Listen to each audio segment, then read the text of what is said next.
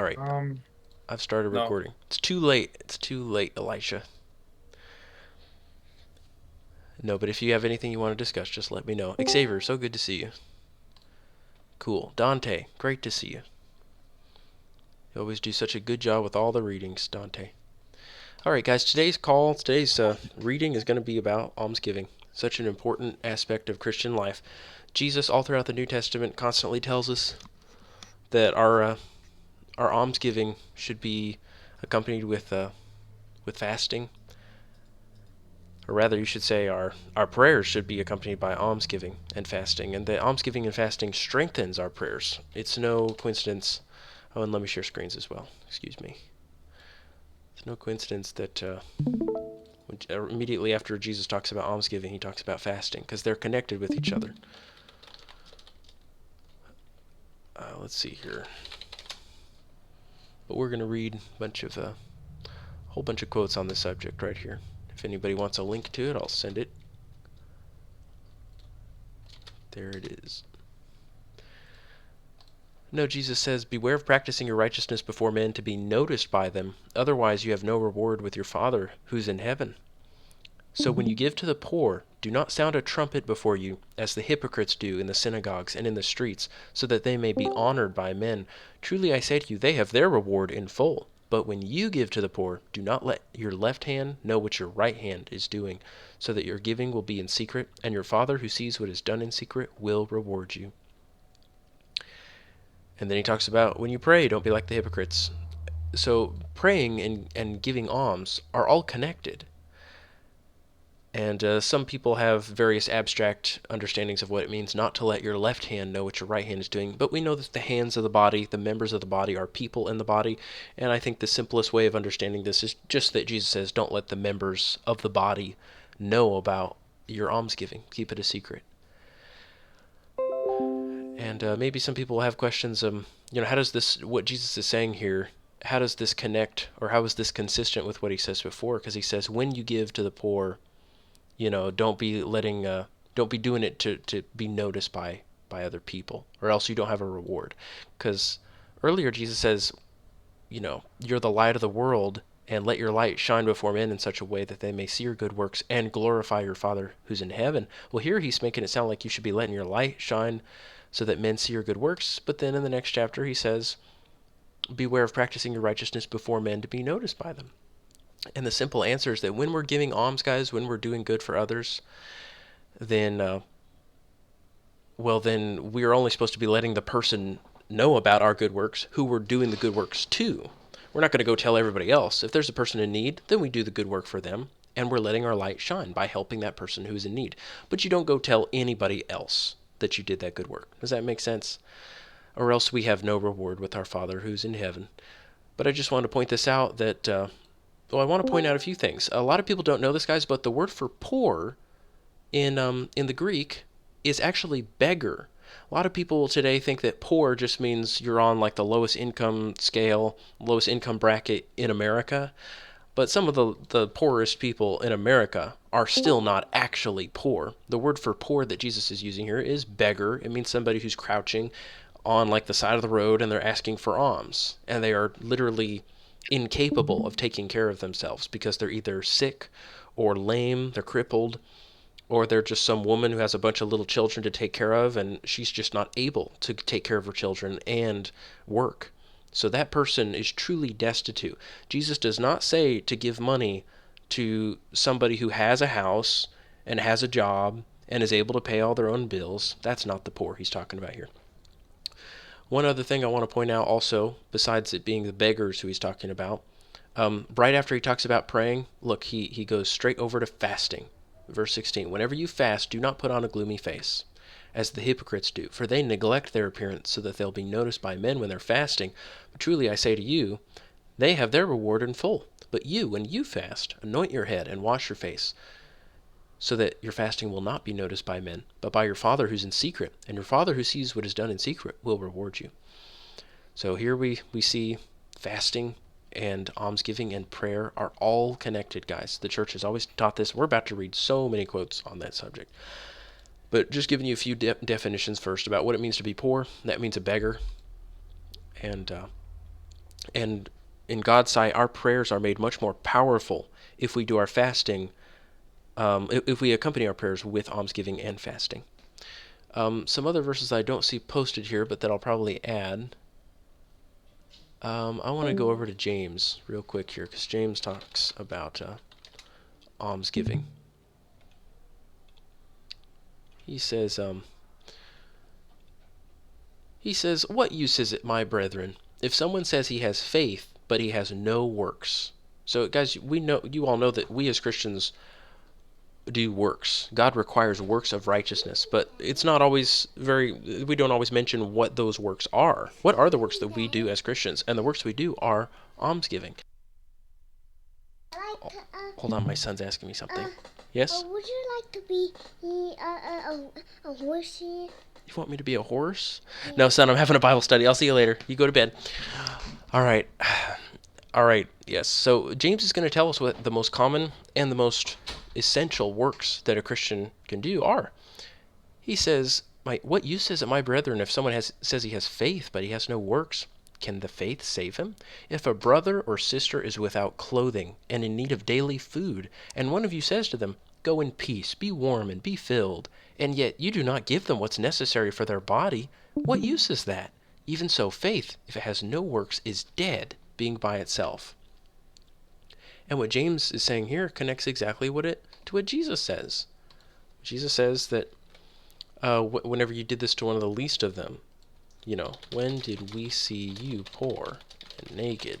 That's Matthew 25. Let's jump over to Matthew 25. It connects to James. He says, "Then the king will say to those on his right, 'Come, you who are blessed by my Father, inherit the kingdom prepared for you from the foundation of the world. For I was hungry, and you gave me to eat. I was thirsty, and you gave me to drink. I was a stranger, and you invited me in. Naked, and you clothed me. I was sick, and you visited me. I was in prison, and you came to me." By the way, the prison here is people who are imprisoned because they're Christians. It's not talking about actual criminals, guys. It's talking about Christians who are unrighteously, wrongfully imprisoned.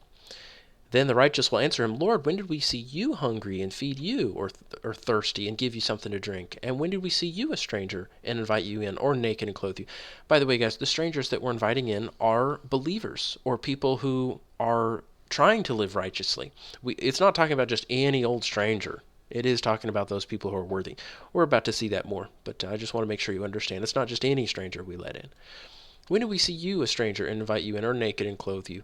When did we see you sick or in prison and come to you?"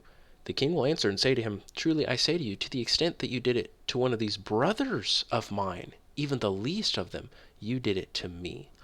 Then he will also say to those on his left, "Depart from me, accursed ones, into the eternal fire which has been prepared for the devil and his angels." Did you guys know that the fire was prepared for the devil originally? It wasn't for human beings, but because human beings joined themselves to the devil, then they became worthy of the same punishment that he brought on himself. Jesus says, "Depart from me, you accursed ones, for I was hungry, and you gave me nothing to eat. I was thirsty, and you gave me nothing to drink. I was a stranger, and you did not invite me in. Naked, and you did not clothe me. Sick and in prison, and you did not visit me." Then they themselves also will answer, "Lord, when did we see you hungry, or thirsty, or stranger, or naked, or sick, or in prison, and did not take care of you?" Then he will answer them, "Truly I say to you, to the extent that you did not do it to one of the least of these, you did not do it to me." These will go away into eternal punishment, but the righteous into eternal life. So this is extremely essential for our lives, guys. If there's something we have to do under threat of being thrown in hellfire, if we don't do it, we had better make sure we're doing it, and we had better make sure we're doing it right. So James tells you that your faith is useless if you don't give your brother or sister what they're in need of. And we're talking truly in need here, not just wanting some extra clothes or extra food. We're talking somebody who's destitute and they're hungry and they're naked. That person you need to go help out of your own resources. Let's see, first of all, what the scriptures say and then what the early church says about it. So these are the more commonly quoted scriptures on the subject of almsgiving. It's Tobit 12. Tobit's father, or Tobias's father, named Tobit, gives him this advice. He says, "It's better to give alms than to lay up gold, for almsgiving saves from death and purges away every sin." I'm sorry, guys. I got to jump to another verse now that I forgot to even mention to you. But look here. Look at Matthew 6 when Jesus is talking about giving to the poor, talking about praying, and then he talks about fasting. And then what is the next thing he says? Don't store up for yourselves treasures on earth, but instead lay up treasures for yourself in heaven. Well, guys, whenever you give to the poor, you are laying up treasure for yourself in heaven. That's the true treasure to lay up. You know, we hear Jesus say, lay up treasures for yourself in heaven, and we think, oh, that's a good idea, but how do you actually do that? The way you do it is you minister to people in need. We're about to hear a lot of advice about how to do that. And I'm sure some of us are sitting here saying, well, I don't see who is in need around me, so I don't know what to do here. Or maybe I just don't have the money. Maybe I don't have the resources. And of course, guys, if you are in need yourself, or if you are dependent on your parents, or if you have no money, then God doesn't expect you to do much. But again, in the same context here, Matthew 25, before Jesus talks about those people who were needy, who we're supposed to actually help out, he talks about the talents. He says, to whoever has been given much, much will be required of him. So we know that if you are not that wealthy yourself, if you don't have the means to give much, then God doesn't expect you to do much. But a lot of us do have times in our lives where we have something, we have the means to help somebody, and if we don't do it, we will be condemned for that. So it's not that we're all required to be running out there being in charge of a million different charity organizations or something. You don't have to be doing that. But when someone comes to you, when your brother comes in need, or your sister, and they're in need, you're required to help them. Get it? That's the simple principle. Okay, I'm going to stop yapping, and we're just going to read some of these verses. Here's Tobit. He says, it's better to give alms than to lay up gold, for almsgiving saves from death and purges away every sin. So, the Eucharist washes away our sins, guys, but so does almsgiving. God has given us so many different ways to purge our sins. Sirach says the same thing. Water extinguishes a blazing fire, and so almsgiving atones for sin. And here in James 5, he says, brethren, if anyone among you wanders from the truth and someone turns him back, let him know that he who turns a sinner from the error of his way will save a soul from death and cover a multitude of sins. And by the way, I don't know what translation I'm doing here, but it save his soul from death and cover a multitude of sins. That's your own sins that you're covering here. That's in line with Sirach and Tobit. He's not saying the sins of the person you help are going to be covered. He's talking about your own sins, if you have any. You're going to save that person from death and cover a multitude of your own sins. And Peter says the same thing. Above all, keep fervent in your love for one another, because love covers a multitude of sins. And this word for love is agape. It's oftentimes translated as charity. It's action love, not just feelings. And then in Tobit again, earlier in the book, Tobit says to Tobias, his son, watch yourself, my son, in everything you do, and be disciplined in all your conduct. Give of your bread to the hungry, and of your clothing to the naked. Give all your surplus, meaning anything extra you have. Give it to charity, and do not let your eye begrudge the gift when you make it. Place your bread on the grave of the righteous, but give none to sinners. That shocked me when I read it the first time, because I thought we're just supposed to give to everybody. But the scriptures don't say to just give to everybody. You see emphasized over and over again, Jesus says, if you didn't do this to my brother, you didn't do it to me. He says, truly I say to you, to the extent that you did it to one of these brothers of mine, even the least of them, you did it to me. And the same is in James, that he says, what use is it, my brethren, if someone says he has faith but he has no works? Can the faith save him? If a brother or sister is without clothing and in need of daily food. So it is brothers and sisters primarily, and perhaps on some very specific occasions it would be appropriate to give what you have to someone who is not a Christian, but again, they need to show some worthiness. Never forget, guys, that when Jesus went around on this earth giving his alms, that is, healing people, he always required the faith of the person who he was healing. He always made sure, do you have faith in me? And they would say yes.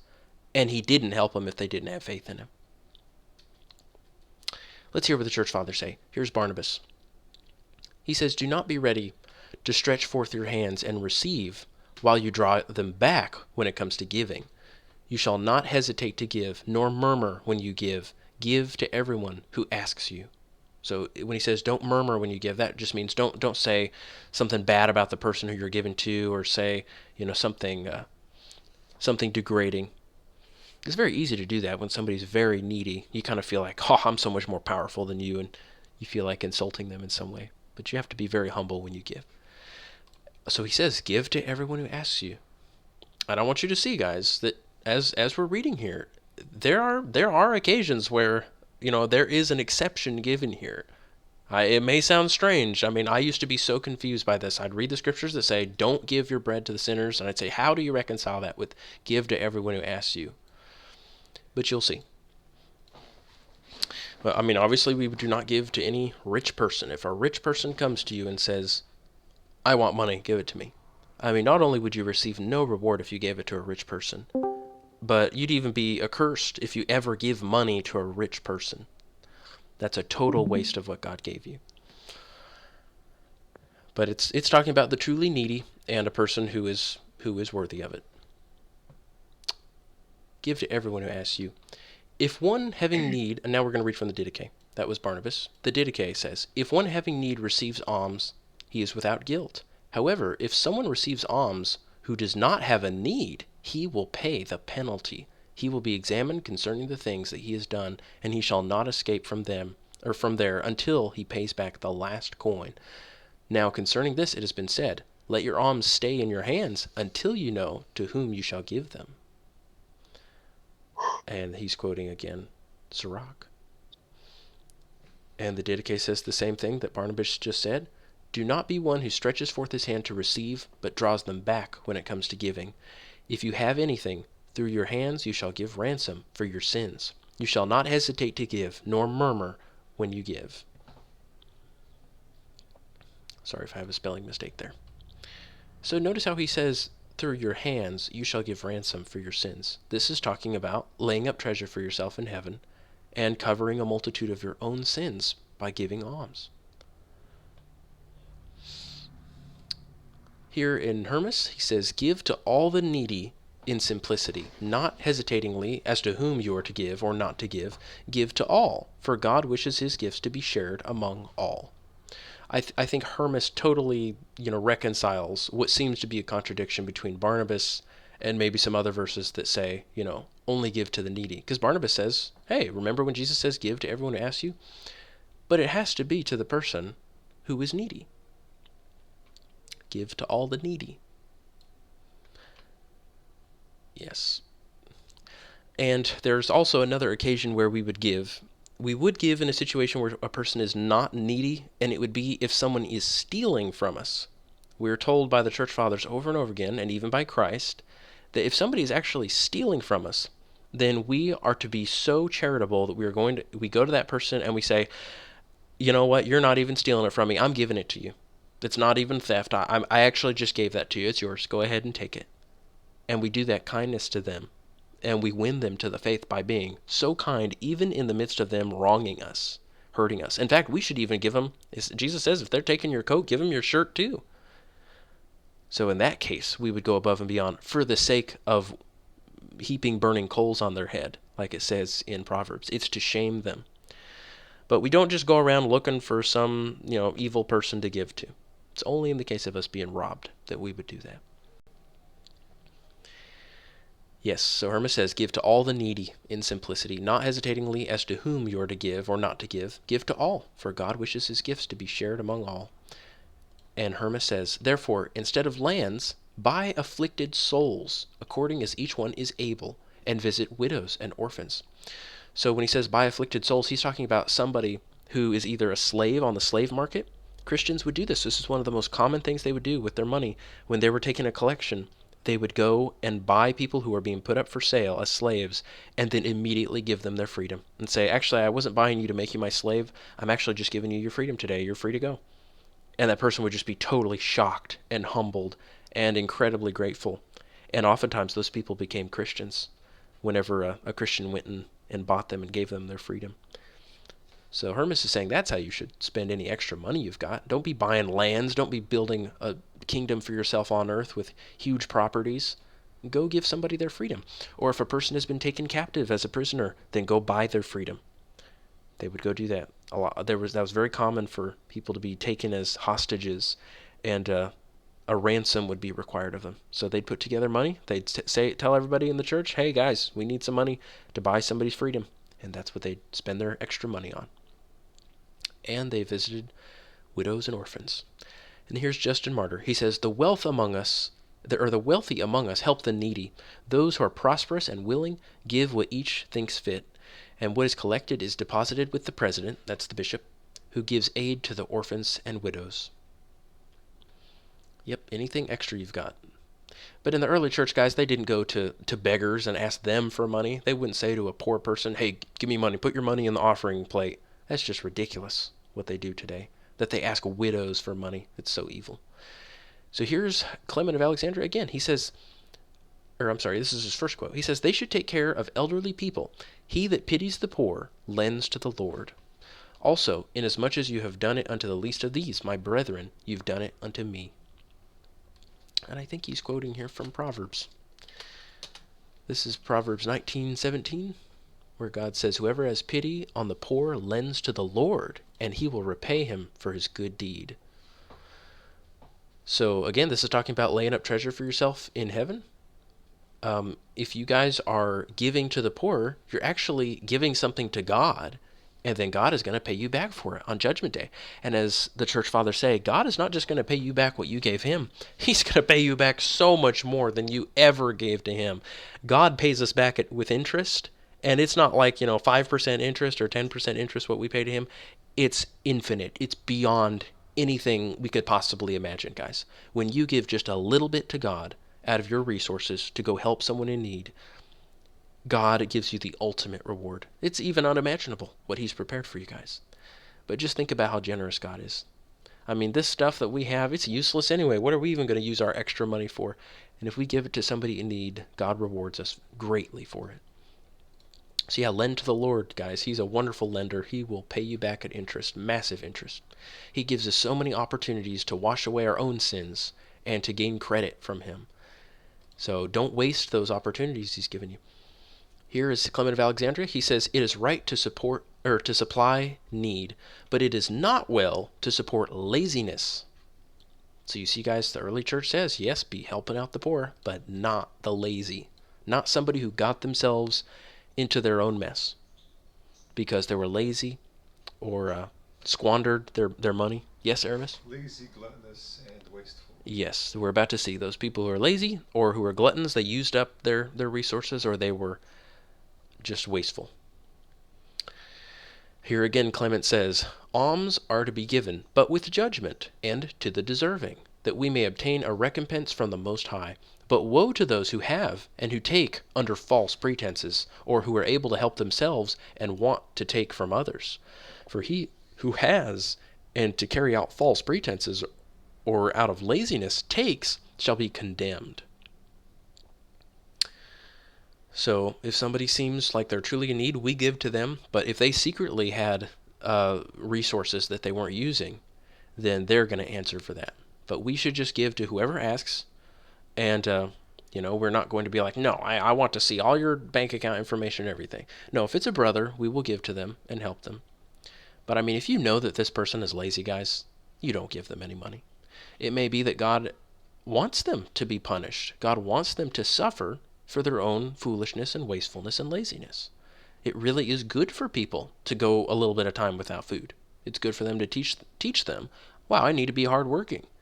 I can't live like this. I need to stop wasting all my money on soda and all these luxuries. Here's Clement again. It is said, I want mercy, not sacrifice. By the merciful, he means not only those who do acts of mercy, but those who desire to do them, yet are unable. So guys, that would be a lot of you right now. Probably some of you want to give alms, but you're not able. Clement says, nevertheless, they do whatever they can, for sometimes we truly desire to provide mercy to someone by a gift of money or by personal attention. Sometimes we truly want to assist someone in need, help someone who is in sick, or stand by someone who is in an emergency. However, sometimes we are unable to carry out our desire because of poverty, disease, or old age. Yep, I relate to that. Here again is Clement of Alexandria. He says, give to everyone who asks you. So he's quoting Christ. For truly such is God's delight in giving. And this saying is above all is above all divinity. I'm sorry. Do I have a typo here? I think that's what he's saying. And this saying is above all divinity, not to wait to be asked, but to inquire yourself as to who deserves to receive kindness. O divine merchandise. He's saying, like, this is a divine transaction you're doing when you give to the needy and then you receive something else from God. O divine merchandise, one purchases immortality for money, and by giving the perishing things of the world, one receives in exchange for these an eternal mansion in the heavens. Do not try to judge who is worthy or who is unworthy, for it is possible that you may be mistaken in your opinion. As in the uncertainty of ignorance, it is better to do good to the undeserving for the sake of the deserving, than by guarding against those who are less good to fail to provide for the good. By being sparing and trying to test who deserve to receive or not, you may neglect some of those who are loved by God. So again, this is just what I was saying, guys. If someone appears to be needy and they ask for help, I mean truly needy, not just somebody who's got, oh, I only make $30,000 a year, and most people make more than that, something like that. You're not required to give to that person, but somebody who truly seems to be in need, you help that person. But if they were secretly not needy, then that's between them and God. But guys, if you know that they're lazy, if you know this for a fact, then you don't give it to them. You get it? It's just that, if it seems that they're needy, then we are justified in giving to them. And we receive a great reward. Okay, he says, this is now Tertullian. We read all of Clement's quotes on it. Tertullian says, though we have our treasure chest, it is not made up of purchase money, as of a religion that has its price. Rather, on the monthly day, if he likes, each puts in a small donation, but only if it is in his pleasure, and only if he is able. So you guys notice how people once a month would put in a donation to the church. Not weekly, not with an offering plate being handed around, but he says on the monthly day, if he likes, each puts in a small donation, but only if it is his pleasure, and only if he is able. For there is no compulsion, all is voluntary. These gifts are to support and bury poor people, to supply the needs of boys and girls destitute of means and parents, and of old persons now confined to the house. These gifts also help those who have suffered shipwreck, and if there happens to be any of us in the mines, or banished to the islands, or shut up in the prisons, for no reason other than their faithfulness to the cause of God's church, they become the nurslings of their confession. So again, guys, they wouldn't give to someone who's in prison because they were a murderer. It was only if it was for their faithfulness to God. So they would make voluntary donations. There are a lot of stories like this in the early church of the Christians getting together to help somebody in need. Yep, nowadays, it's always pass the donation plate to pay the mortgage for our outrageously large church that has a big domed roof for no reason. It's just expensive for the heck of it. Just wasting money while they have people in need. I can't tell you how many old ladies I've seen putting money in the offering plate. It's just ridiculous. He says, Tertullian says, our compassion spends more in the streets than yours does in the temples. He's shaming the pagans. He says, we are so compassionate, we are constantly spending money. We are setting slaves free who are in need, of being set free from slavery.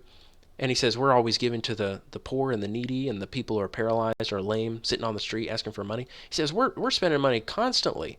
We spend more money in the streets than you pagans do in your temples. Here now is Commodianus, who lived in the 200s. He says, the brother oppressed with want, nearly languishing away, cries out with distended belly to the splendidly fed, what do you say of the Lord's day?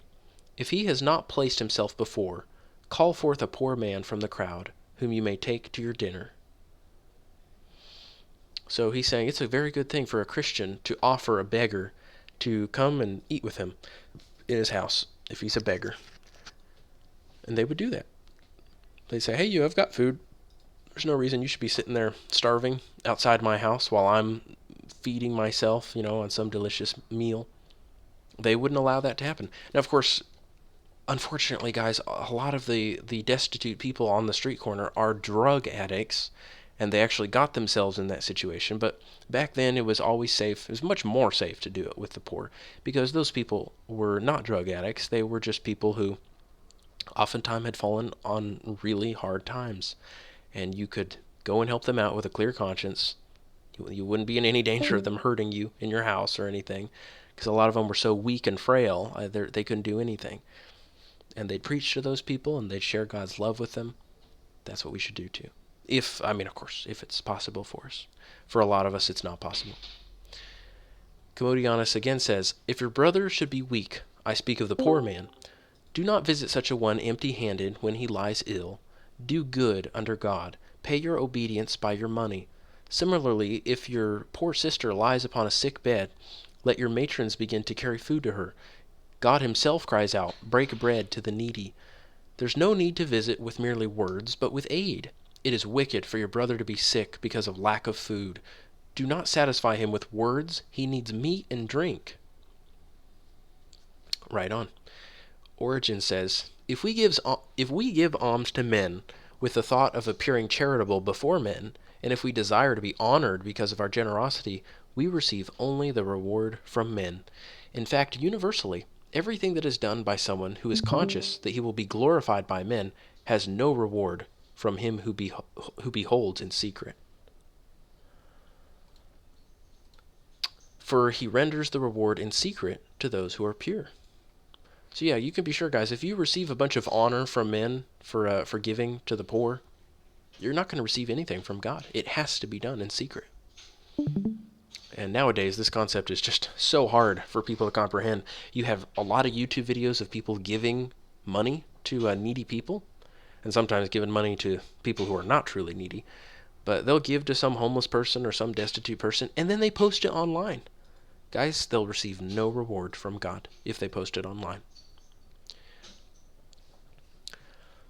And of course, guys, it's not your fault if somebody discovers that you did it. It's not your fault if the needy person told somebody. But you are not to go and tell other people of the good works you did, unless it's something that you've decided to collaborate with another brother on, where you're both doing a good work for somebody. Okay, here's Cyprian. He says, let the poor be taken care of as much and as well as possible. I speak especially of those who have stood with immovable faith and have not forsaken Christ's flock. So those are the ones he's speaking of especially. And Cyprian also says, when one has pity on the poor, he lends to God, and he who gives to the least gives to God. These are spiritual sacrifices to God, an odor of a sweet smell. And Cyprian again says, by almsgiving to the poor, we are lending to God. When it is given to the least, it is given to Christ. Wherefore there are no grounds for anyone preferring earthly things to heavenly, nor for considering human things before divine. And he says again, see how much he sins in the church, he who prefers himself and his children to Christ. Such a person preserves his wealth and does not share his abundant estate to relieve the poverty of the needy. And Cyprian says, how much more could he stimulate the works of our righteousness and mercy than by saying that whatever is given to the needy and poor is given to himself? It is an amazing thing, guys, that God counts any goodness that you do to a poor or needy person to have been done to himself.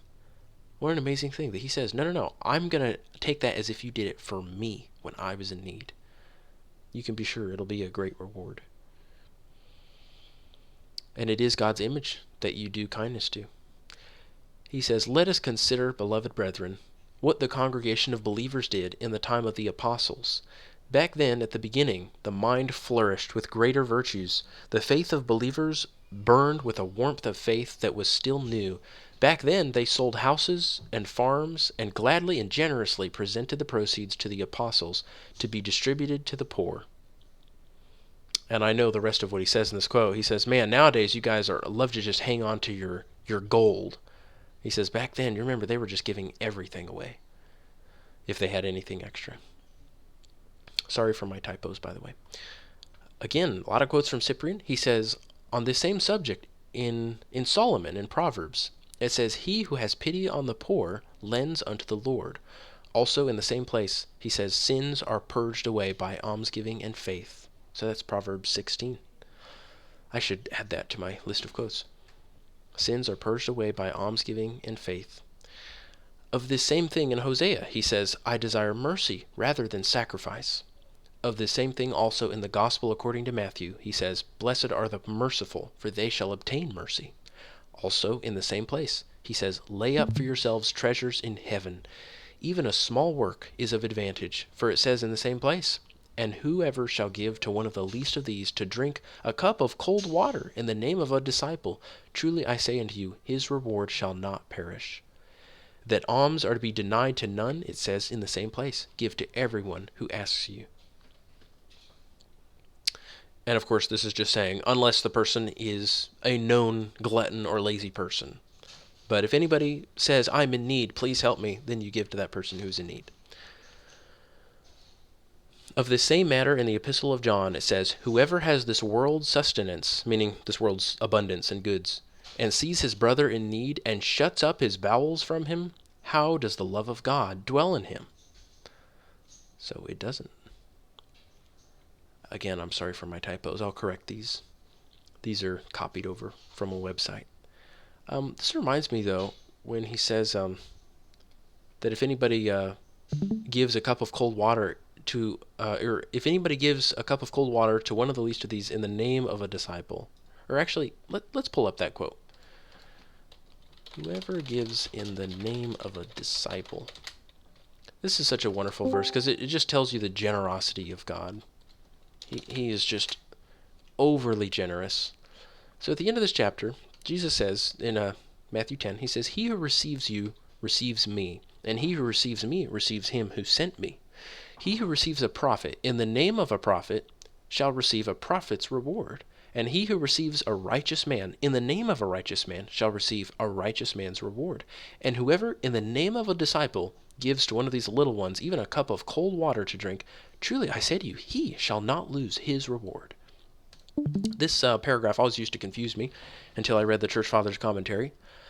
But Jesus is just saying, if you are doing something for somebody on behalf of somebody who's greater than them, then it's going to be as if you actually helped the one who's greater. So Jesus says, if you receive me, you're actually receiving God the Father.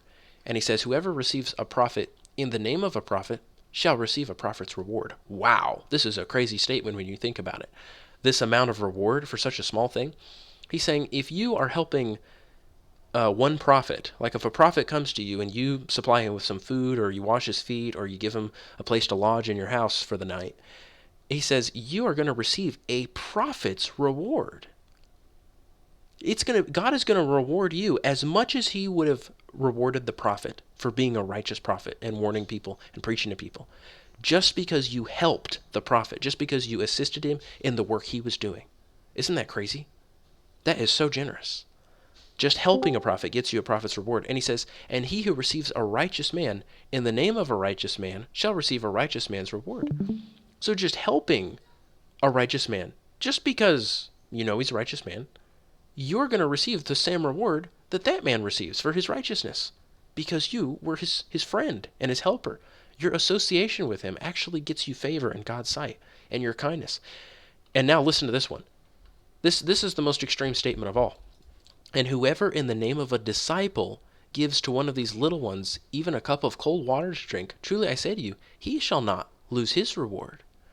So he's saying, if you even just give a cup of cold water to a little one in the name of a disciple, so you're doing this on behalf of that other person, maybe because they asked you to, or just because they asked you to help out with something, you are receiving that reward that person was receiving. Just aiding in any ministry and even doing the smallest thing like giving some water to somebody is a great work in God's sight. And that's why none of us really should say, there's nothing I can do. There's nothing I can do to help God's kingdom. There's no good work for me to do. There's surely something, guys. Even if you don't have money, there's something you can do. And maybe it won't be presented every single day. But that's just how it tends to be sometimes, guys. The things that people are remembered for in history and by God are these things that they did at specific times in their life when some great need arose, and they answered the call of duty, and they went and helped that person, or they helped that cause. And it's not necessarily something they did every day, but we have stories like that from the early church where there was a great need and a person did that. And that one thing they did in their life, they're always remembered for. And everybody remembers them as the most generous person because of that one thing they did. And you can be the same way, guys. Let the alms sweat in your hands until you find someone who's worthy. You don't need to be giving money every single day, but just hang on to it. And when the opportunity presents itself, you need to help out. And don't miss that opportunity, or there is a punishment for it. If you were able to help and you knew you're supposed to help and you didn't. Yes, Cyprian says, whoever has this world's goods, this world's sustenance, and he sees his brother in need, and he shuts up his heart from him, how does the love of God dwell in him? And obviously, it's not every single day we see that, but in that opportunity, in that situation, you are required to help. Now on to Lactantius, another church father. He says, what shall I say of a certain pagan who changed his possessions into money and then threw it into the sea? If you have so great contempt for money, use it in acts of kindness and humanity. Give it to the poor. In this manner, that which you are about to throw away may be of aid to many others, so that they may not die because of famine, thirst, or nakedness. So yes, wasn't that some philosopher? Do you remember who that was, Aramis? He became so philosophic, he's like, yes, I've decided that worldly goods are useless. And so he went and threw it in the ocean. He threw his money in the ocean. And Lactantius is saying, psha, some philosopher. Man, if you really understood, the whole point of having money then, you'd see that it's not meant to be thrown in the sea. It's meant to be given to people who are in need. Not a very wise philosopher. Here's Lactantius again. He says, if anyone were surrounded by fire, crushed by the downfall of a building, plunged into the sea, or carried away by a river, would they not think it the duty of a man to assist him? So what reason is there to think that aid is to tax withheld when a man suffers from hunger or thirst or cold? I'm not sure I'm reading that right. So what reason is there to think that that aid is to tax withheld when a man suffers from hunger, thirst, or cold? I'm not sure what he means there. But he says, yet the pagans make a distinction between these things. That is because they measure all things by present usefulness, not by the truth itself. For they hope that those whom they rescue from peril will return favor to them. However, because they cannot hope for this in the case of the needy, they think that whatever they shall give to men of this type is thrown away. However, we must not bestow our funds on suitable persons, meaning ones who will repay us, but as much as on unsuitable objects. For when you do it without the hope of any return, you will truly do it for the sake of justice, piety, and humanity. Yeah, so don't ever give to somebody, guys, just because you're hoping to receive it back to them. But guys, even the church has even taught that it is a righteous thing to lend to someone. If somebody says, hey, I need to just borrow some money from you for an emergency. Can you please help me out? And you got to make sure it's a true emergency, not some ridiculous thing they want to do, like, oh, I want to go vacation with my friends and party or something. Can you give me a loan to buy some beer or something? That's not what we're talking about here, but we're talking about somebody in need. It is a righteous thing to loan it out to somebody, and if they say, I'll pay you back, you're allowed to let them pay you back, but you may not charge them interest. That is wrong. And in the scriptures, we're told that if we do loan it out to somebody, we should loan it out not expecting to even receive it back again. We should just say, nah, keep it, and if you're able to pay me back, that's fine. But if you're not able to, then it's okay.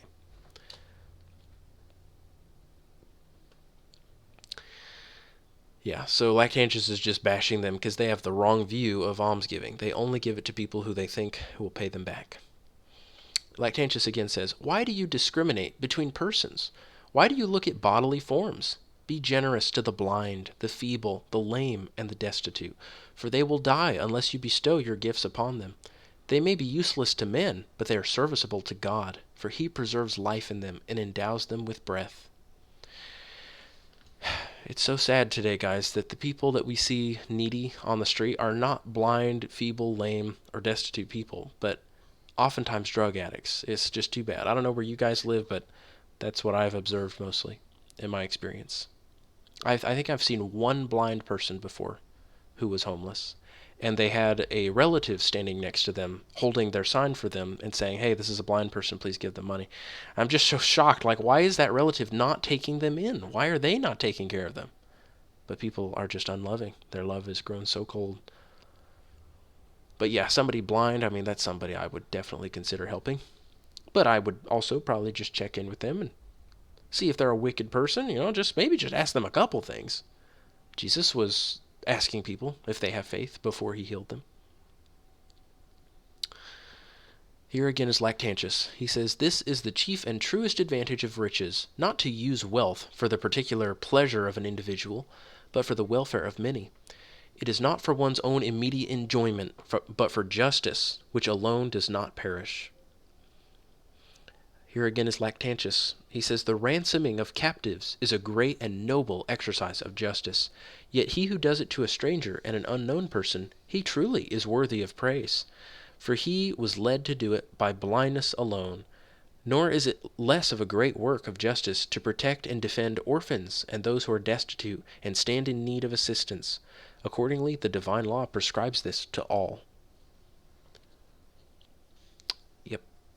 Orphans and widows, guys, you can pretty much always help without any danger. However, Paul says you should inquire and find out whether they were the husband of one, or the wives of one husband. Let's see here. Paul, widows on the list. That's 1 Timothy 5. Listen to this, guys. See, Jesus and Paul are not contradicting each other when he says, give to whoever asks you. And yet Paul says we are not to give alms to a widow if she's had 2 marriages. He says you don't give money to that woman.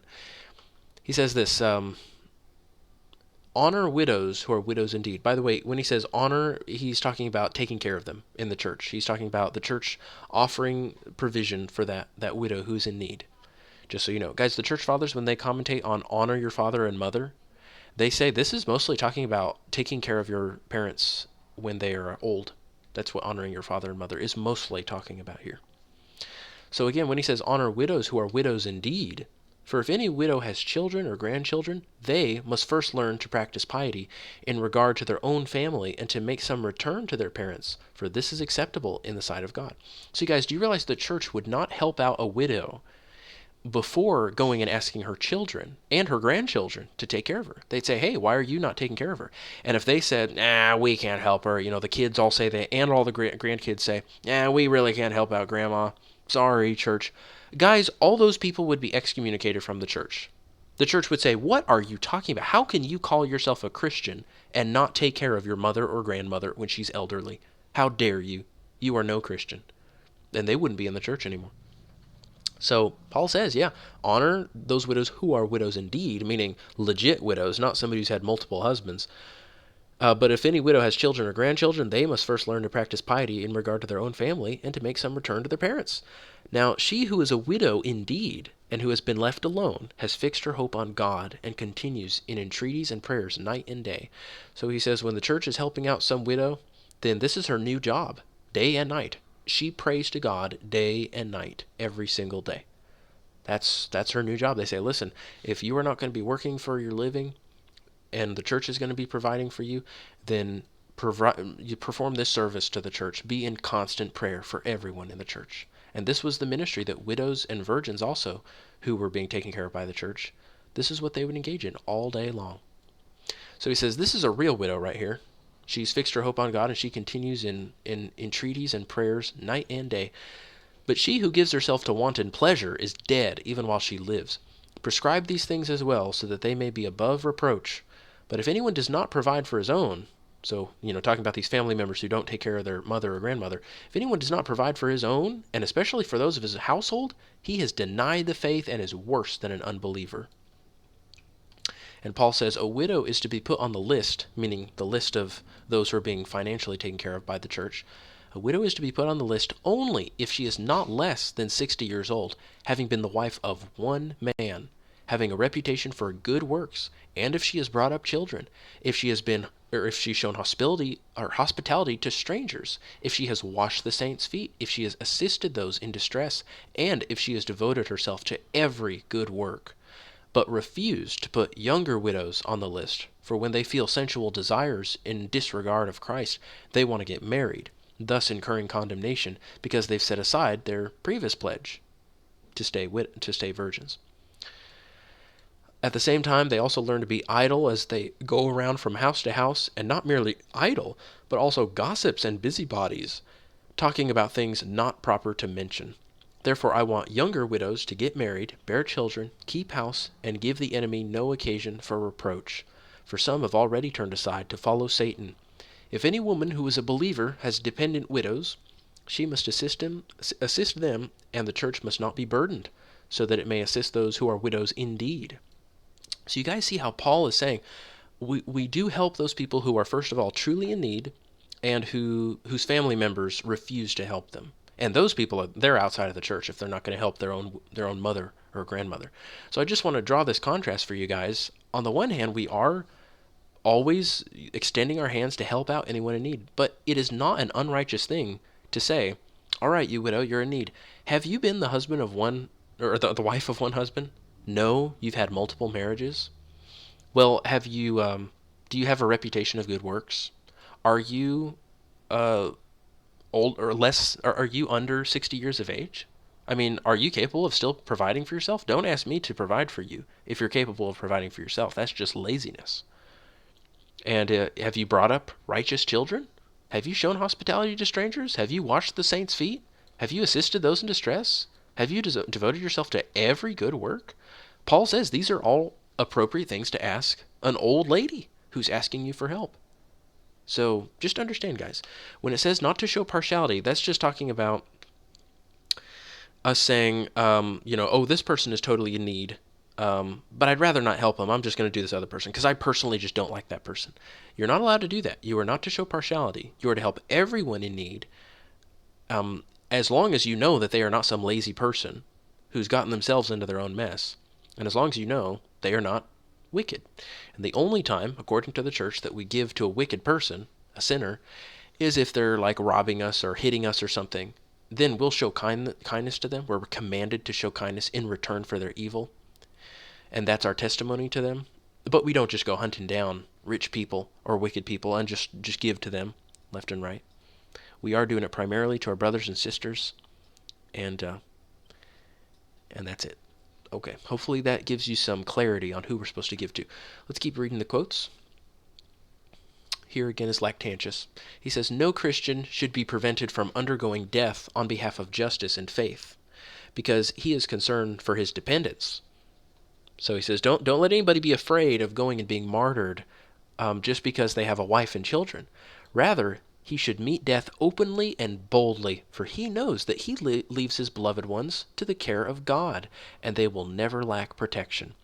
To take the care and support of the sick, who need someone to assist them, is the part of great kindness and love. The last and greatest office of godliness is burying of strangers and the poor.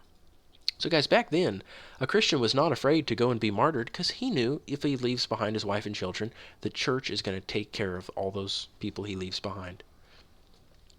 That was their work that they did. They were very diligent to do that. Here again is Lactantius. He says, someone may say, if I do all these things, I'll have no possessions. What if a large number of people are in want, suffer cold, have been taken captive, or should die? If anyone thinks this way, he will deprive himself of his property in a single day. He's saying the person is still saying this. This stubborn person is saying, if anybody thinks this way, he'll deprive himself of all his property in a single day. Shall I throw away the estate acquired by my own labor or by that of my ancestors? Must then I myself live by the pity of others? And then Lactantius replies, why do you fear to turn a frail and perishable asset into one that is everlasting? Why do you fear to entrust your treasures to God as their preserver? For in that case, you will not need to fear thief and robber, nor rust, nor tyrant. He who is rich towards God can never be poor. If you esteem justice so highly, lay aside the burdens that oppress you and follow justice. Free yourself from bondage and chains so that you can run to God without any hindrance. So he's saying, really, all that extra money you've got, or land, or houses, those are just chains. Those are chaining you to the earth. You're not even going to be able to get to go to heaven. You can't even run to God if you're weighed down by all this heavy stuff you acquired on earth. Another one from Lactantius, the last one. He says, God admonishes us that the doer of justice should not be boastful. Otherwise he will appear to have given charitably, not so much from a desire of obeying the divine commands, but from the desire to please men, in which case he will already have the reward of glory that he has aimed at. Therefore he will not receive the reward that is heavenly and divine. And now Apostolic Constitution says, if anyone is in need because of gluttony, drunkenness, or idleness, he does not deserve any assistance. And again, Apostolic Constitution says, what if some persons are neither widows nor widowers, but stand in need of assistance, either because of poverty, disease, or the responsibility of a great number of children? It is your duty to oversee all people and to take care of them all. So this is speaking to the church. Again, Apostolic Constitution says, he that receives in hypocrisy, meaning who is a pretender, they were pretending that they were in need. Hypocrisy, guys, just means acting or pretending. He that receives in hypocrisy or through idleness, instead of working and assisting others, shall be deserving of punishment before God, for he has snatched away the morsel of the needy. So he received some help when somebody else was in need. And here again is Apostolic Constitutions. For the righteous labor of the faithful maintain and clothe those who are in need, and such sums of money as are collected from them in the aforesaid manner designate these to be used for the redemption of the saints, the deliverance of slaves, captives, and prisoners. They should also be used for those who have been abused or have been condemned by tyrants to single combat and death on account of the name of Christ. So he says this money is to be used on people who've been captured and put in prison, or who've been made prisoners, or who've been condemned to die in the gladiatorial games. He says that they would actually try to either set that person free or just take care of their family members who were now destitute because the dad had been arrested, or sometimes the mom. And here's a section on the rewards of almsgiving. Here's Polycarp. He says, when you can do good, do not hesitate, for alms deliver from death. And Clement, in 2 Clement, says, therefore almsgiving is a good thing, as is repentance from sin. Fasting is better than prayer, but almsgiving is better than both, for love covers a multitude of sins. So you guys see how they would associate almsgiving with this verse that says love covers a multitude of sins, because that word for love, agape, it oftentimes means charity. Here is Irenaeus. He says, as Solomon says, he that has pity upon the poor lends unto the Lord. For God, who stands in need of nothing, takes our good works to himself for this purpose, that he may grant us a reward from his own good things. For our Lord says, come, you blessed of my Father, receive the kingdom prepared for you. For I was hungry, and you gave me something to eat. And here Clement of Alexandria says, sins are purged by alms and acts of faith. And again, Cyprian says, it is written, alms do deliver from death. Assuredly, this is not from that original death that the blood of Christ has extinguished, and from which the saving grace of baptism and of our Redeemer has delivered us.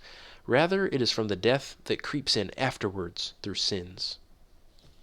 So guys, alms deliver us, charity delivers us from that spiritual death, which is the one to be feared, not the physical death.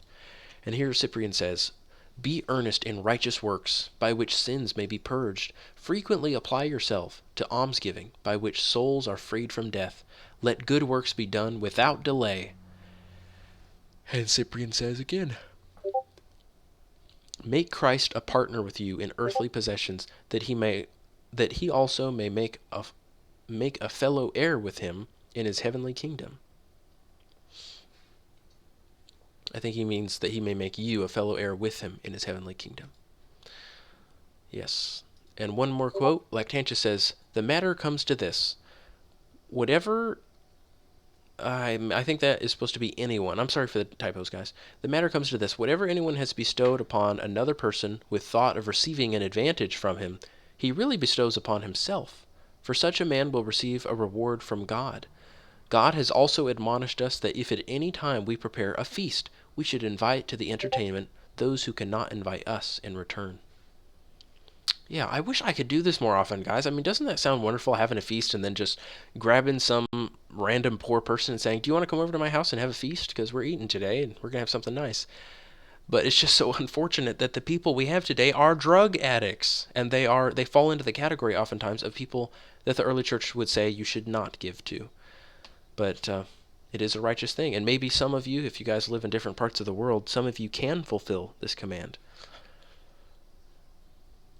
And I'm being texted. Yes, you're right, Xavier. Such a good point that they were always setting free the slaves. And then people today say, oh, no, the Bible promotes slavery. Oh, no, guys, they were always setting free slaves. That was one of the most common ways that the church would use its money and would use any extra money that they had received. They'd say, let's go set free some slaves. And not just in the pre-Nicene church, but also post-Nicene church. They were still doing that. We're going to quote some stuff in our rebuke of the Catholics and Orthodox. In the post-Nicene church, guys, Constantine gave the churches these really beautiful buildings, and he decked them out with gold, gave them a bunch of golden vessels and things inside of their churches. And we have a story of Ambrose, Bishop of Milan. He got in trouble with this congregation because he went and melted down all the gold in the church in order to use the money to set free captives, set free from slaves who were being sold on the slave market outside. And he responded in a letter and said, I can't believe you guys are upset at me that I did this. I mean, you guys are all in here having communion while you've got people for sale outside. I mean, what do you think God wants us to do with all this gold? Come on. I know Constantine was trying to be generous to us, but this is not the right way to use our money, just to have it sitting there as decorations in the house. But the Catholics and Orthodox don't understand that. They still deck their buildings in gold. They don't even have the post-Nicene level of maturity. And they were even becoming more immature after Nicaea. Okay, here's another list of quotes. Here's the last one. And this is on making friends with unrighteous mammon. Mammon just means all your worldly goods, your earthly possessions, and especially wealth. Hermas says, the rich man refreshes the poor and assists him in his necessities. He believes that what he does to the poor man will be able to find its reward with God. For the poor man is rich in intercession and confession, and his intercession has great power with God. So guys, the early church compares the rich man, maybe we're even about to read it in one of these quotes. You can tell I didn't read these or I would have gotten rid of the typos, I'm sorry. But the church fathers sometimes make this analogy that a rich man is kind of like a tree, and the poor man is kind of like the vine.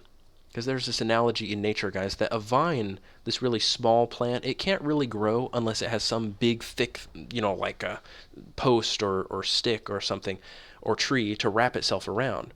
And the rich man is that one who supports the poor man. And then the vine, in turn, actually nourishes the tree and helps the tree, even waters the tree by being wrapped all around it, and makes the tree stronger. So the poor man, when he receives help from the rich man, he prays for the poor man, and God's favor is on that rich man. That rich man who previously God would have had no favor on, but now the rich man receives great blessings because he has the poor man as his advocate. So yes, the rich man refreshes the poor and assists him in his necessities, and he believes that what he does to the poor man will be able to find its reward with God. For the poor man is rich in intercession and confession, and his intercession has great power with God. Guys, there's nothing better, if you can find one, there's nothing better than to have a poor person, a godly poor person, to be your advocate to God. Because that person on Judgment Day is going to stand to God and say, Lord, this person always helped me. He was always a good friend to me. He was always the person who bailed me out when I was in desperate need. And God will actually save you. I mean, this is an especially great help, guys, if you have any sins. Because I do think about my sins, and I just hope when I die I don't have any sins on me, but having those good works to follow us, guys, into the next life will ensure not only our salvation, but a very great reward, something very great in addition to just eternal life. Because not all people receive the same reward. If you labor much in this life, God gives you a greater reward. He makes it worth it, that you were willing to sacrifice everything that you had. And the more you sacrifice, the greater the reward. Here is Irenaeus. He says, there follow us a small, and in some cases a large, amount of property that we have acquired from the mammon of unrighteousness, meaning the wealth of unrighteousness. For from what source do we derive the houses in which we dwell, the garments in which we are clothed, unless it is from those, I think he means those things which when we were Gentiles, we pictured by avarice, by greed, or received from our unbelieving parents by an inheritance. This is not to mention that even now we acquire such things when we are in the faith. For who is there that sells and does not wish to make a profit from him who buys? Or who is there that carries on a trade and does not do so, that he may obtain a livelihood thereby? Whatever we acquired from unrighteousness when we were unbelievers, we are proved righteous when we have become believers by applying it to the Lord's advantage. So he says a lot of us have some extra stuff. We have houses or some goods that our parents gave to us by an inheritance. And he says, well, now we use these things properly. Anything extra you have should be given to someone in need. And you can hang on to it. If you don't know of anybody in need, then just hang on to it for a while until somebody comes up. But be ready to give it as soon as you see the person who's in need. Here again is Clement of Alexandria. He says, contrary to what is the case with the rest of men, gather for yourself an unarmed, unwarlike, bloodless, peaceful, and a stainless army. An army of godly old men, orphans dear to God, widows armed with meekness, and men adorned with love. Obtain with your money such guards for your soul, or for your body and soul. All these warriors and guards are trustworthy. Not one of them is idle. None are useless. Some of them can obtain you your pardon from God. Others can comfort you when sick, and still others can weep and groan in sympathy for you to the Lord. So he's saying, guys, there is a great army you can gather for yourself, and it's those people that you have helped, those old people or orphans or widows, or those men adorned with love. He's saying these people are great intercessors for you. He's not talking about dead saints here. He's talking about living saints. And this is a great thing, guys. I mean, I would love to have such a thing. I appreciate all of your prayers, guys. If you would all pray for me, pray for all your brethren. But that is a good work you can do for me. Yes, I sure hope by the time I'm old and dying, I hope I have an army of people praying for my soul. I pray for all of you guys too. All of us do. Nolan and Aramis and Christian and I. We all pray for you. And our wives also. Pray for all of you. And our last quote is from Tertullian. He says, if you have no interpreter with you, you may learn again from himself what he would have understood by mammon. So he's going to explain the definition of mammon. I say to you, make to yourselves friends with the mammon of unrighteousness, that is to say, with money, even as the steward had done. Now we are all aware that money is the instigator of unrighteousness and is the lord of the whole world. So he's saying that is money, wealth is the mammon of unrighteousness. It usually tempts us to sin and to become distracted from what really matters when we spend it on ourselves and we purchase earthly goods for ourselves. But Jesus says, make friends for yourselves with the mammon of unrighteousness. He says this. And he's saying, you guys will have advocates for yourself, spiritual advocates who pray for you and who actually are of great benefit to you because you gave them what they needed. You actually used your money properly on the needy. So guys, it's an amazing thing that money actually can help your soul. I mean, the wicked Catholics, they have this idea of indulgences that they say, if you commit a sin, pay us money and we'll forgive you of your sin. Well, that's just plain wicked. That's just evil.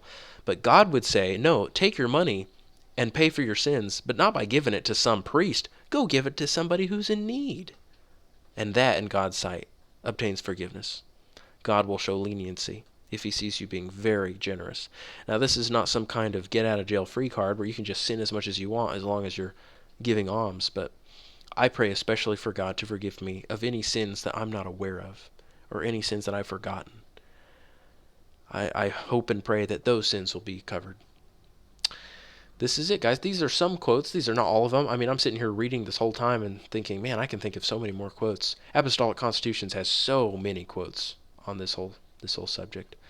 Let me mention also in the dictionary, there's this great quote that we just added from Recognitions on the subject of helping out your neighbor. It's right here. Peter says this. He says, if therefore you wish to truly honor the image of God, we declare to you what is true, that you should do good to and pay honor and reverence to man who is made in the image of God, that you minister food to the hungry, drink to the thirsty, clothing to the naked, hospitality to the stranger, and necessary things to the prisoner, and that is what will be regarded as truly bestowed upon God. And so for and so far do these things go to the honor of God's image, that he who does not these things is regarded as casting reproach upon the divine image. What then is that honor of God which consists in running? Oh, he's talking now about idols. He says, don't be doing idols. This is the true image of God. Help out that brother or sister who is in need, or a person who you can see is truly destitute. You can help that person even if they're not a Christian, but just make sure that they're not a wicked person, guys. I know it sounds harsh, but guys, sometimes there are people who are suffering, and they truly deserve to suffer. They brought it upon themselves, and it is now time for a punishment. And that is biblical, and it is what the church taught. Now, we've only been going for 1 hour. Do you guys have any questions or anything you wanted to talk about? Does this make sense to you?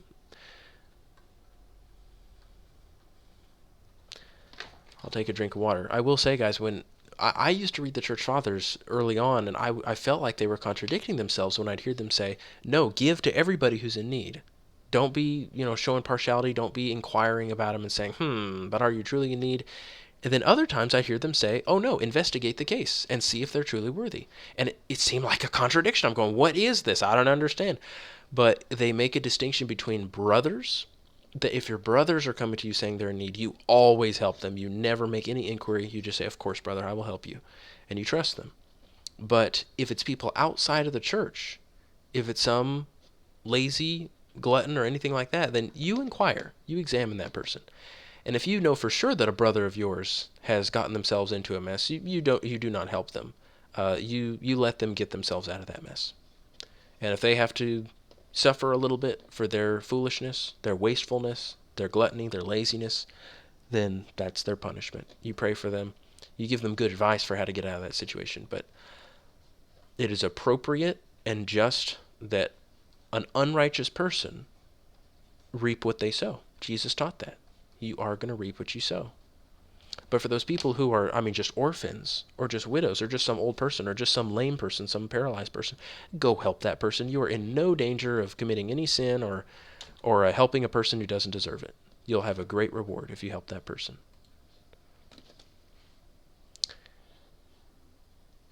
Make sense?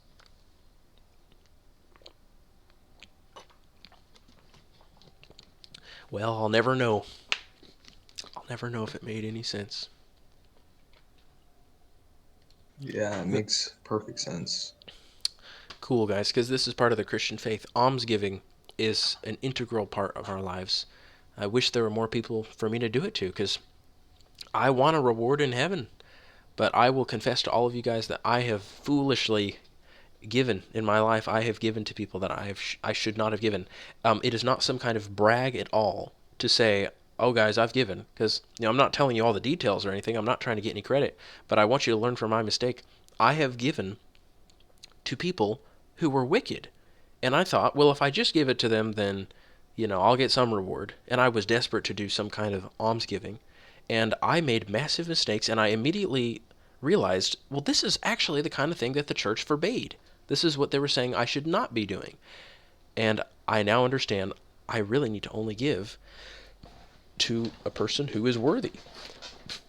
They can't be a wicked person. So guys, even if it's an old lady, some old lady says, please help me.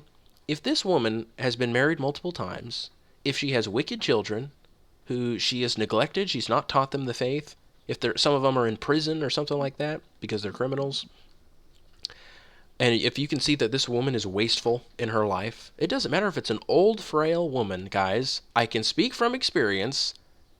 It is a waste, and you will regret it. She will prove her character. You will realize, oh my goodness, this person really just needs a rebuke with how wasteful they are. And just know, guys, you are not required to to be more kind or more generous than the apostle Paul. Paul tells you what kind of a widow you are to minister to. And there are a lot of criteria she has to meet. And again, the same is not true for a little orphan. Obviously, you can help any orphan. You can help any person who's truly destitute when it's not any fault of their own. They just have some horrible disease or something. Help that person for goodness sake, and you will receive a great reward. But don't be helping out the sinners, practicing sinners. Be like Christ and say, do you believe? And preach to them. Give them what is necessary for their soul, not just for their body. James tells you, don't just, say be warm, be filled. Give them what's necessary for their body. But I'm telling you guys, give them also what's necessary for their soul. What's the use if you go give alms to some homeless person and you never tell them about Christ? How are they going to live? They may live a few more years on this earth, but they're just going to die and go to hell. So give them what's necessary for their soul too. Take a minute. Don't be in a rush. I've made that mistake. Like, okay, I gotta hurry up and finish this conversation. No, stand there and test them, and find out who they are, and hand out a little pearl. See if they're worthy of it. If they're not, take it back and just keep walking.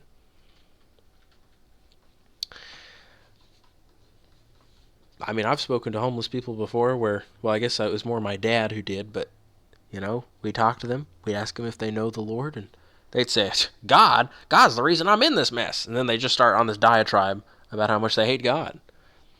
Well, don't feel like you're obligated to give it to that person.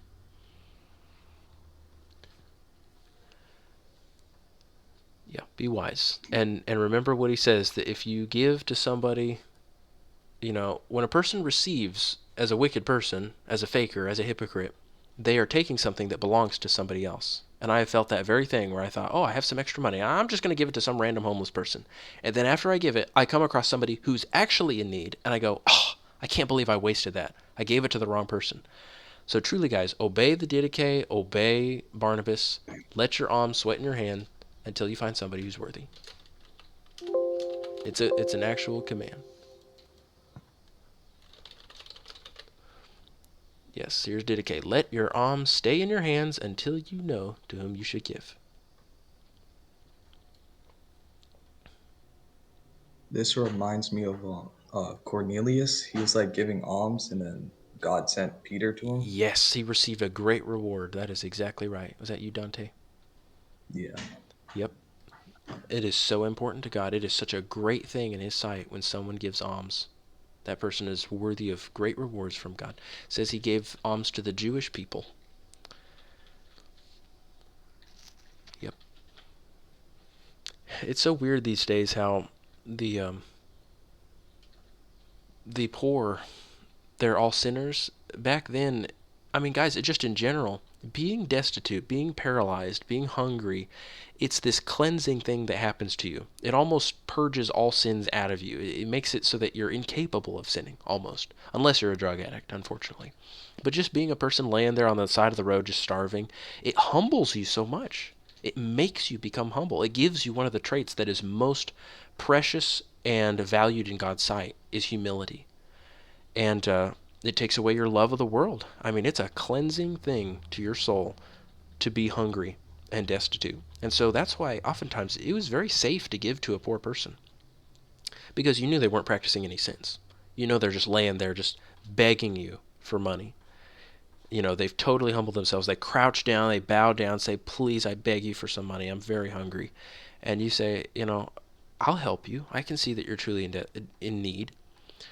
But we know, I just remembered a great one, Dante, in Recognitions. You remember Peter comes across, I won't spoil it for anybody who hasn't read it yet, but he comes across a certain woman who's begging for alms, and the first thing he asks her is, woman, why are you asking for alms? You look able-bodied. Why don't you work for a living? I mean, it's the Apostle Peter saying that. Let me see if I can find that. Recognitions of Clement. If I can type. This is such a great story. All right, this is a great story.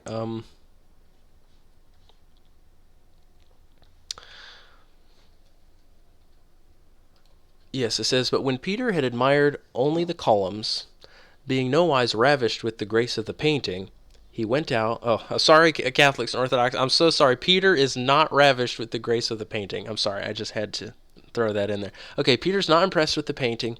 He went out and saw before the gates a poor woman asking alms of those who went in. And looking earnestly at her, he said, "Tell me, O woman, what member of your body is wanting, that you subject yourself to the indignity of asking alms, and do not rather gain your bread by laboring with the hands which God has given you?" But she said, sighing, said, "Would that I had hands which could be moved, but now only the appearance of hands has been preserved, for they are lifeless, and have been rendered feeble and without feeling by my gnawing of them." So she had been biting her hands and had ruined them. Then Peter said, "What has been the cause of your inflicting so great an injury upon yourself?" "Want of courage," said she, "and naught else. For if I had any bravery in me, I would either have thrown myself from a precipice or cast myself into the depths of the sea, and so ended my griefs." You guys can read the rest of this story here. But notice how Peter, first thing he asks her is, "Woman, why don't you work for a living?" And guys, that is not a sin to say to somebody who you see is asking for alms. Now, if you can see the reason why they're not working, I mean, if you can see that their legs are ruined, or you can see them suffering from some horrible disease, you don't need to ask that question. But it is perfectly righteous to ask that question. Why aren't you working for a living? If you see some young man begging for alms, you can say, "Hey, what's the matter with you?" And if he says, "Listen, my old grandfather is blind and cripple, and I'm actually asking money for him, not for myself.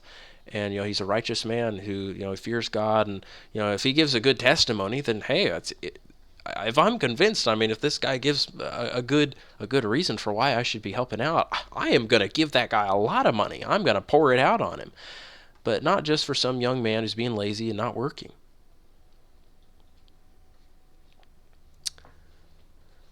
That's how it works. Well, I don't think I have much more, guys. If you don't have any questions, then I guess we'll end the call, or we can talk about something else if there's anything on your mind. I got to add a lot more quotes. You can see there are a lot more on the subject of giving charity.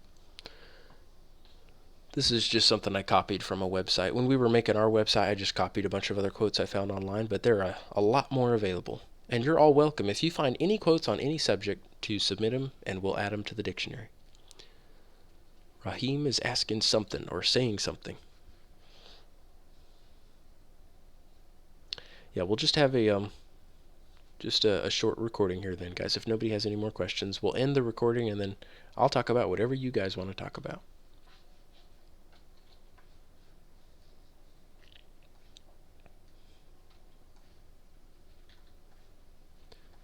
Would we get a reward if we adopt a kid?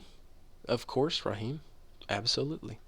Unfortunately, the world has just ruined things. It's just messed up so many things that we could have done before so easily, like helping an orphan.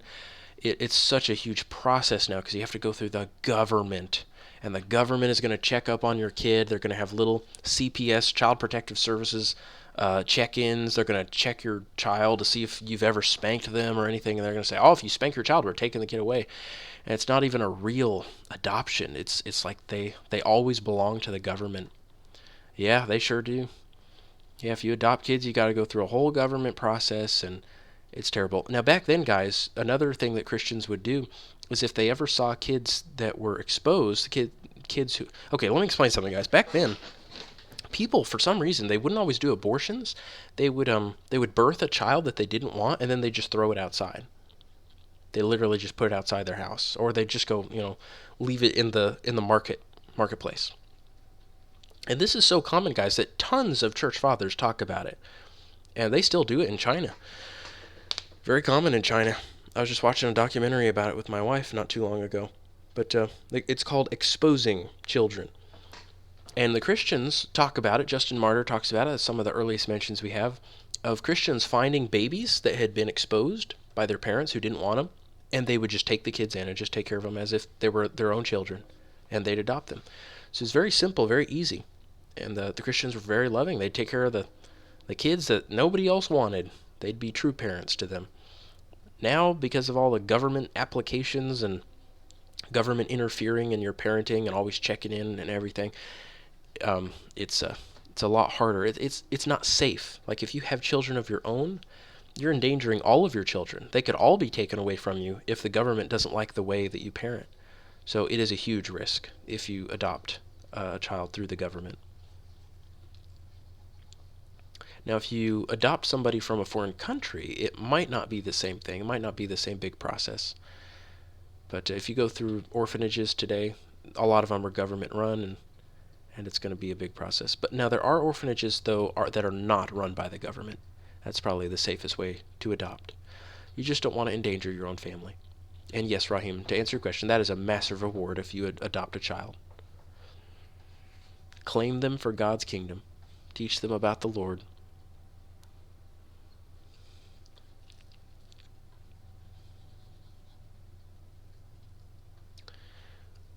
Yep.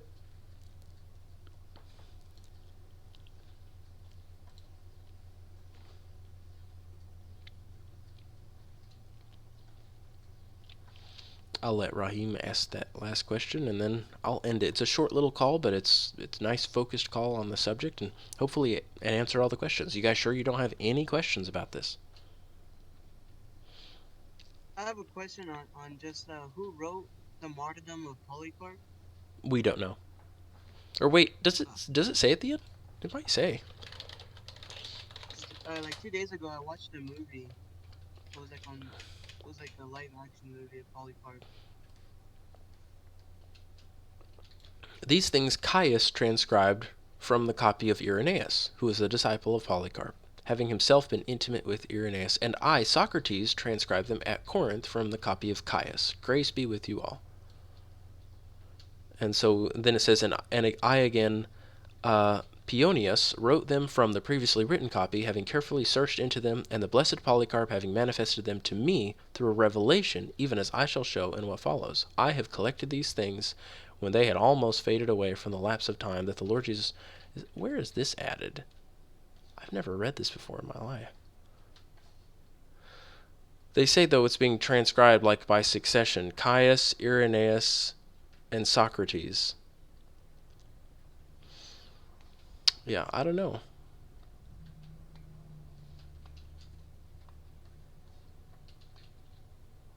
I don't know what in the world he means, the blessed Polycarp having manifested them to me through a revelation. I'll have to look into whether this is legit here. But I think Martyrdom of Ignatius has a name attached to it of who wrote it originally.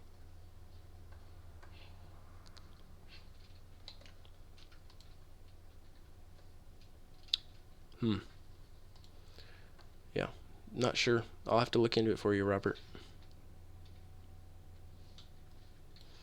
I will look into it if you want. But there's no doctrine of the faith that rests on Martyrdom of Polycarp, being a legit story. But I've read it all my life. It is one of the most ancient writings we have from the church. For sure, the martyrdom itself, this is very ancient. It's not some kind of invention later on. And Irenaeus does mention it. I mean, Irenaeus talks all about Polycarp frequently because he was his disciple. So it's trustworthy. I just don't know about all of the... I don't necessarily know about the transmission here.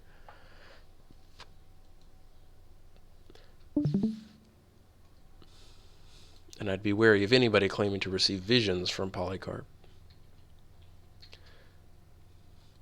It does say at the end of the story, though, that some of them said that they thought somebody had a dream about Polycarp, that he was in a resting place.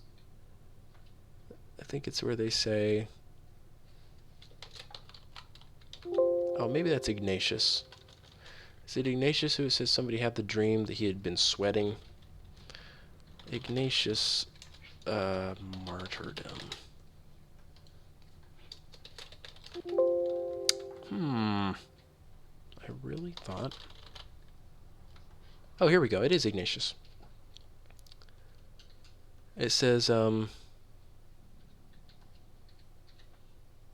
Here it is. It says, "Now these things took place on the 13th day before the calends of January, that is, on the 20th of December, Sura and Senecio, being then the consuls of the Romans for the second time, having ourselves been eyewitnesses of these things, and having spent the whole night in tears within the house, and having entreated the Lord with bended knees and much prayer, that he would give us weak men full assurance respecting the things which were done, it came to pass on our falling into a brief slumber, that some of us saw the blessed Ignatius suddenly standing by us and embracing us, while others beheld him again praying for us, and others still saw him dropping with sweat, as if he had just come from his great labor and standing by the Lord. When therefore we had with great joy witnessed these things, and had compared our several visions together, we sang praise to God, the giver of all good things, and expressed our sense of the happiness of the holy martyr. And now we've made known to you both the day and the time when these things happened." So it says they all had a dream on the same night, where in their dream Ignatius had been comforting them. It doesn't say that Ignatius actually flew to them or anything, but just that they had a dream, most likely given by God, that they could all have assurance that, there was peace. Ignatius had completed his martyrdom, and there was only to be celebration now. But they were sad that he had died. Some of them were. And I'm sure they were very fearful, too, wondering if they themselves would have to die. But, yeah, I don't know. Have you learned anything about the transmission of the martyrdom of Polycarp, Robert? I watched a movie, and it seemed like a woman wrote it. I'm not sure if the story's true, but it was like Polycarp lived with his family, like a certain group of Christians, Oh, and then they ended up, oh, yeah, I watched that With the movie. little girl.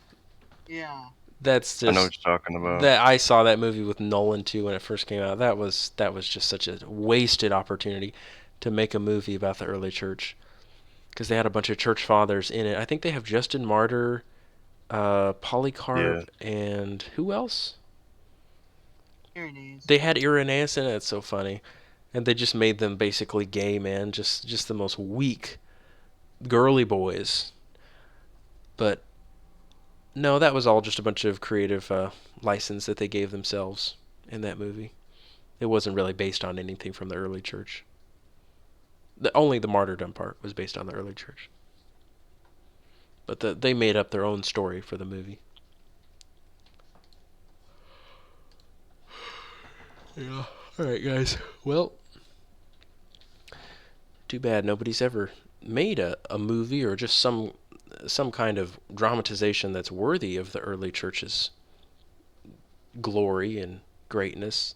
It's always something very cringeworthy and very awkward. I don't know why Christians just make the worst movies, but they do. Because it's such an epic story. And they didn't even put Polycarp's speech in the movie. That's what's so sad about it. They skipped, they're like, let's make a movie about Polycarp. And so we only have a little bit of information about Polycarp, and they don't put any of it in the movie. They just imagine a bunch of stuff happening in Polycarp's life that never actually happened. Really sad. Really, really just pathetic.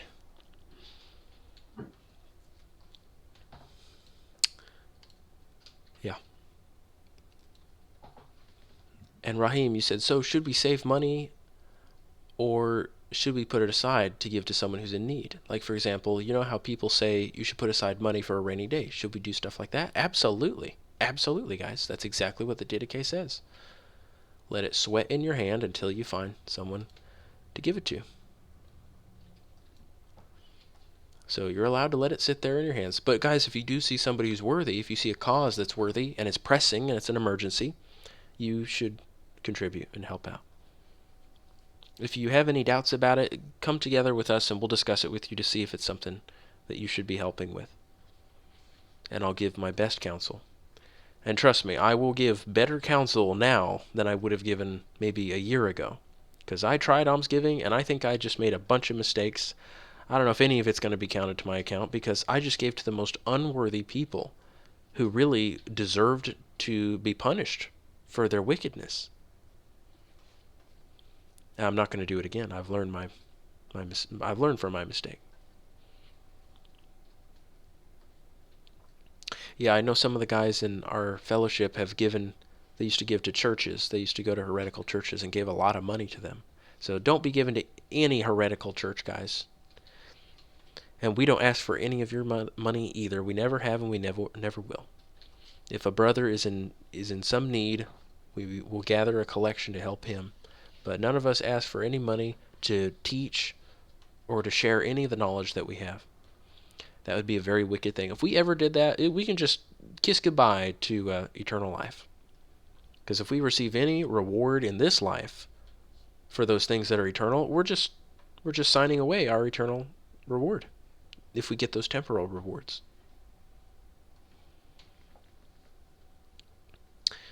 Yeah, let's be wise with our money, guys. We should see our money as not even really belonging to us, but we should see ourselves as stewards. God has just loaned some money out to us. Remember the story of the talents?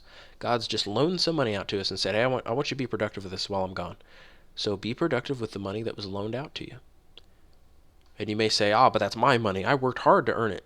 Well, guys, your body was also loaned out to you. So you earned that money with the body that was loaned out to you. This body's not yours. It's just a vehicle. God gave you a nice car to drive in. It's just a nice little loan, and you need to make some return. And when he comes back, he's going to give you a much better body. He's going to get rid of this old, feeble one and give you something eternal. That's what the mansion is. He goes to prepare mansions for you. In my Father's house, there are many mansions. Some of the church fathers say that that's talking about our new deified bodies. Well, that about does it, guys. If there are no more questions, then I hope you all are productive with the talents that have been entrusted to you.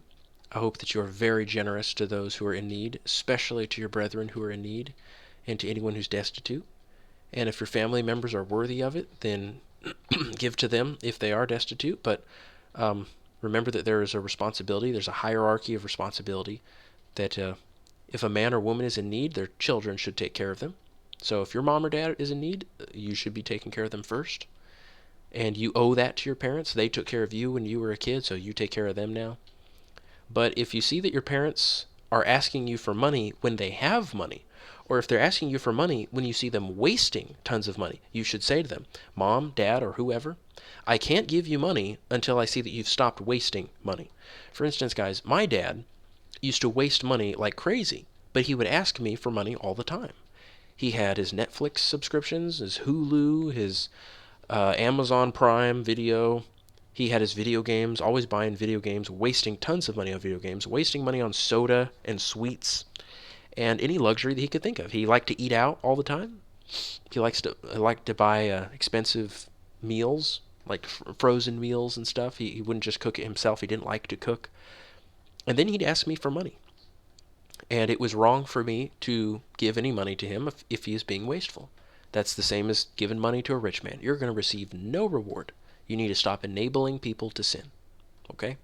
Don't enable any drug addicts with any money given to them, any homeless people. And if you are going to give something, do your best to give them necessities, guys. Oftentimes it would be best to forego giving them any money at all. If they're hungry, just give them some food. Say, oh, you need some food? Well, let me buy you some groceries. And if they say, no, I need cash, then you say, no, I'm not going to give you cash.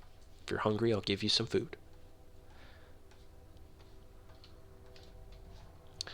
Jeff says, what about rent money? If they waste money, should I give rent? Well, Jeff, the rule is if you are living with somebody else, if you're living under their roof, like your mom or dad's roof, then you have to pay your rent.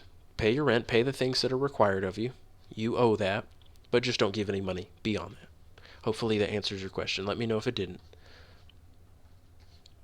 Oh yes, Raheem. Lots of advice on being meek. Watch our video on war and self-defense. We explain what it means to be meek.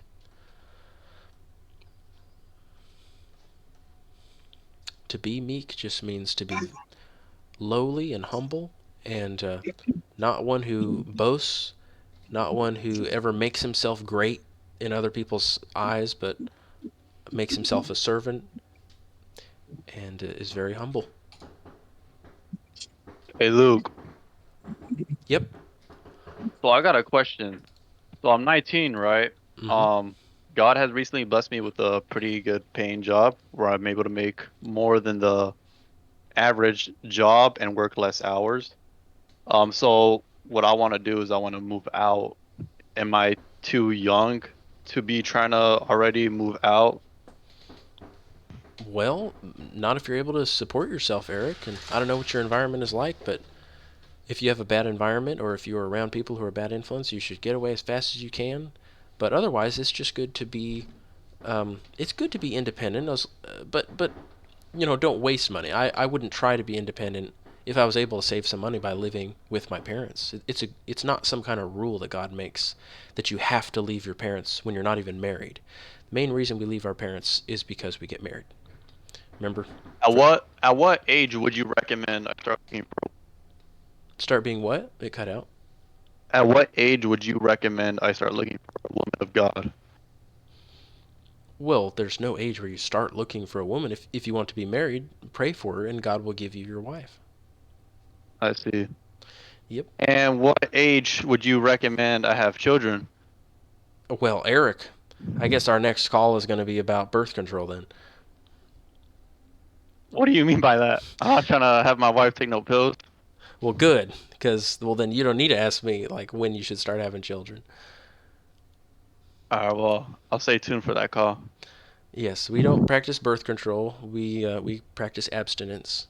God doesn't want us using our wives for pleasure, but we should, it is a sin, guys. If you just say, I'm gonna have, sex just for pleasure, but even then, guys, we need to not be closing the womb. No sterilants or drugs or anything like that to make our wives infertile.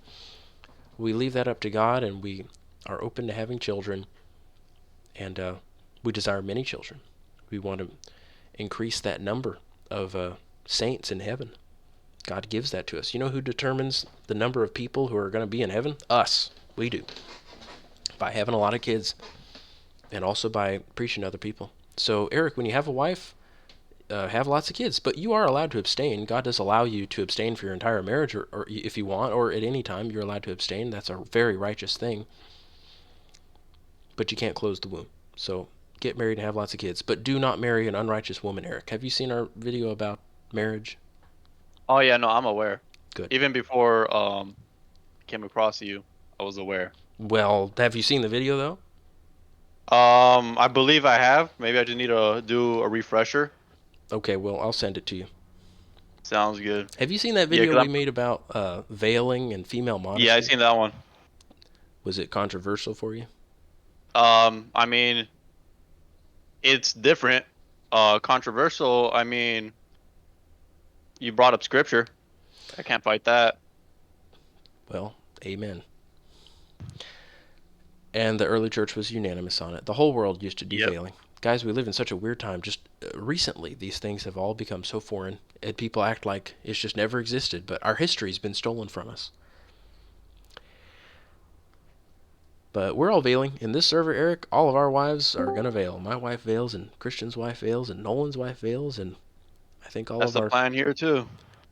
Right on. Let our That's wives the plan. hide their beauty. Don't be showing it off to anybody. It's yours alone, Eric. Just yours.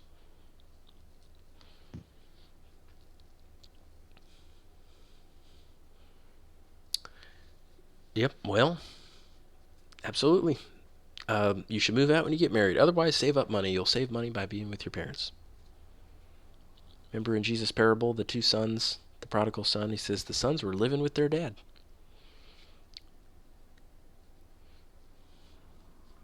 Yep, that's not a sin. It's a good thing. It's a horrible thing that these parents all want to kick their kids out when they turn 18. And their daughters. I mean, it's bad enough they do it to their sons. Son, get out of my house. I don't want you here because you turned 18. But then they do it to their own precious daughters. And what? They just want them to go out and get raped by somebody. I don't know. Just fornicate with some random guy because they have nobody to take care of them. So just hook up with some degenerate. It's a horrible thing that fathers do that today. They ought to be keeping their daughters at home, watching over them. And if their daughters wish to get married, they should be out there trying to find a good husband for them, like they used to. But nowadays, fathers don't care about their daughters. So don't feel any obligation to leave home, guys. God doesn't require you to be out of that home.